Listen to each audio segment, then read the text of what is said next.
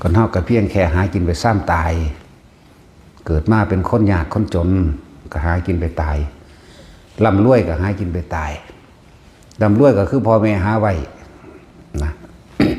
มาหอดกันรับมูลมรดกเลยกะด้วยสมรู้ร่วมคิด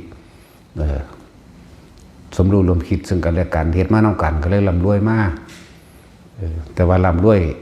กะอาศัยถ้าเป็นประเภทว่าบ่มีศีลบ่มีธรรมก็อาศัยบุญเก่า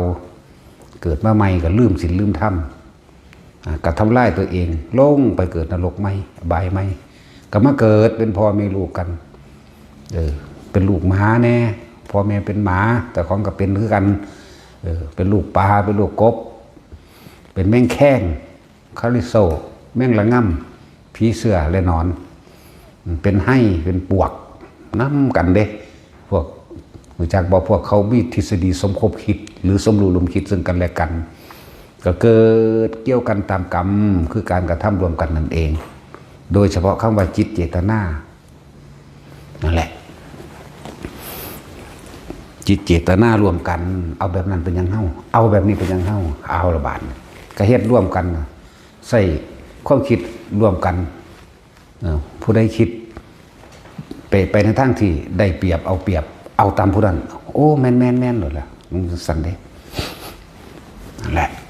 เรียกว่าสิ่งที่มีค่าสูงสุดคือความจริงของชีวิตเฮานี่แหละธรรมคือความจริงของชีวิตเฮา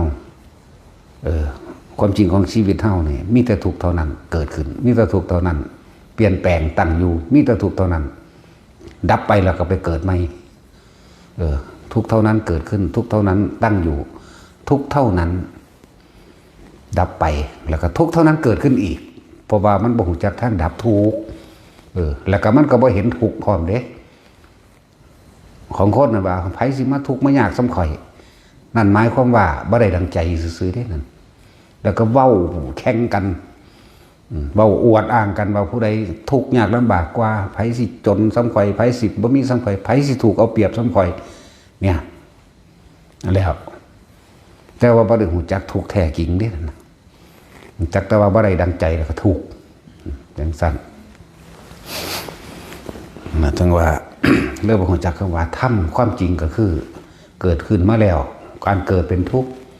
ความเกิดเป็นทุกข์ความแก่เป็นทุกข์ความผลัดพรากจากสิ่งที่รักเป็นทุกข์สิ่งใดไม่ได้ดังใจเป็นทุกข์ความเจ็บไข้ได้ป่วยไม่สบายเป็นทุกข์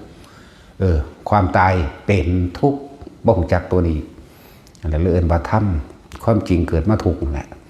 สาเหตุแห่งทุกข์จังซี่นี่ก็เอิ้นว่าธรรมหนทางออกจากการดับทุกข์สิ้นทุกข์พ้นทุกข์สาเหตุของมันทุกอย่างมันย่อมมีเหตุเหตุปัจจโยทุกอย่างย่อมเกิดจากเหตุก็คือความอยากนั่นแหละ